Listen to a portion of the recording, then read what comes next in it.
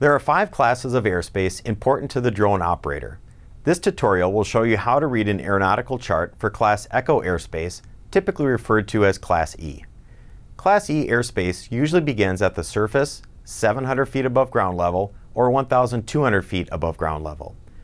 For drone operations, we are concerned with 2 areas of Class E airspace.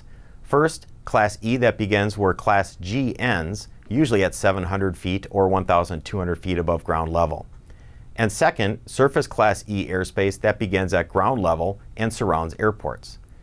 The main difference between the two is that a drone operator needs an airspace authorization from the FAA to fly in Class E surface airspace. The dotted magenta line around this airport indicates that Class Echo begins at the surface. Drone flights within this area require an airspace authorization from the FAA. Sometimes, surface Class E is extended beyond the area immediately surrounding an airport.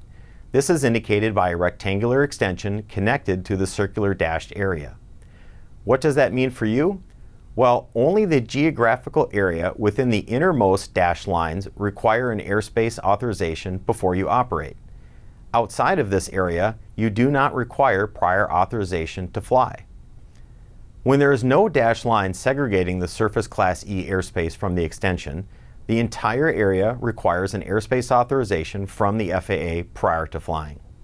When Class E starts at 700 feet above ground level, it's identified by magenta shaded areas. These transition areas are usually located near airports.